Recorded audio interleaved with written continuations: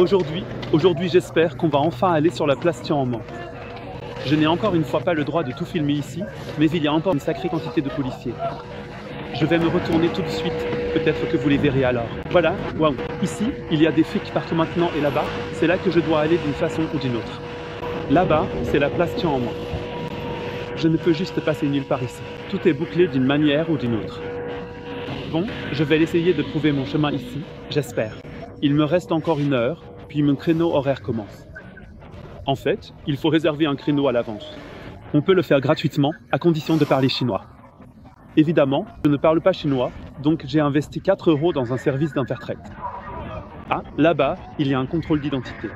Les contrôles d'identité, c'est toujours bien, parce que ça veut dire qu'il y a quelque chose de très officiel là-bas. Bon, voyons voir. Il y a de la police partout ici.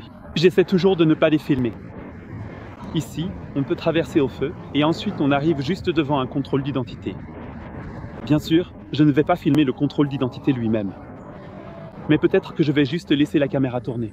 Je ne pense pas que vous verrez quoi que ce soit, mais peut-être qu'on pourra quand même utiliser les images d'une façon ou d'une autre. Alors, le feu est encore vert pour 13 secondes. Aucune idée pourquoi, mais je vais traverser en courant maintenant. Voilà, oui, je sors déjà ma carte d'identité en attendant. Vous voyez, beaucoup de policiers, mais aussi un super bâtiment juste là, à droite. Le contrôle d'identité a encore été super facile. Les Chinois peuvent toujours simplement passer leur carte d'identité sur des bornes automatiques et passer. Pour moi, c'est toujours un contrôle manuel, et si jamais vous avez un drone avec vous, ils sont interdits ici d'après les panneaux, mais ce n'est sûrement pas surprenant. Maintenant, on va d'abord repasser par un passage souterrain. Je suis vraiment optimiste qu'on va arriver sur la place aujourd'hui. Là-haut, encore un poste de police. Ici, il y a vraiment énormément de sécurité. Je ne sais même pas si ce contrôle d'identité était déjà mon contrôle d'entrée. Mais je peux très bien imaginer qu'il y aura encore 2 contrôles, au moins 1. Au-dessus de nous, il y a la route, il y a des militaires qui passent, on ne va surtout pas les filmer. Ici aussi, il y a des militaires qui arrivent. Bon, on n'a jamais le droit de filmer les militaires, donc il faut toujours détourner la caméra. Ah oui, voici un autre contrôle d'identité. Je suis sûr. Ouais, ok, nous avons commencé là-bas. Maintenant, nous sommes ici et je pense que cela pourrait être quelque chose. Mais pour être honnête, j'ai bien peur que ce soit la file d'attente pour le théâtre d'État. Voici le serpent, vous pouvez probablement le voir presque comme ça. Et il y a le théâtre d'État. Je ne veux pas y aller. J'espère que je suis vraiment dans la bonne file d'attente maintenant. Je suis trop en avance. J'ai un rendez-vous à 11h30, mais il est seulement 10h. Bon, j'espère qu'ils me laisseront quand même entrer. Sinon, je vais vraiment devoir poireauter encore 1h30. Deuxième contrôle d'identité passé sans problème, et voilà déjà les drapeaux de la place Tiananmen.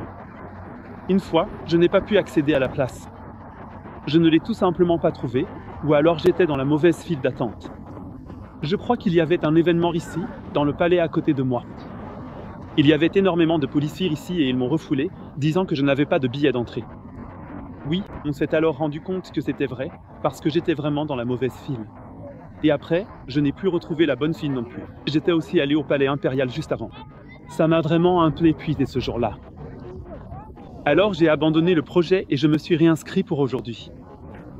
Ça m'a coûté 4 €, ça peut théoriquement se faire gratuitement, mais il faut passer par un site chinois. Je n'ai rien compris à tout ça. Du coup, autant investir 4 €. Aujourd'hui, tout est vraiment superbe et tendu. Il y a pas mal de touristes, mais j'ai l'impression d'être le seul Européen. Je n'en vois vraiment aucun autre. Devant moi, le 3e contrôle d'identité. Je peux imaginer que je vais échouer maintenant, car il est à peine 10 heures passées et mon billet n'est officiellement valable que de 11h30 à 16h30. Au pire, il faudra juste que j'attende ici 1 heure. Voilà à quoi ça ressemble ici. Je vais éteindre la caméra maintenant. Les gens sont contents ici. Je crois que je suis le seul touriste européen sur cette immense place. Je n'ai plus vraiment envie de bavarder longtemps, les gars. Regardez un peu devant vous.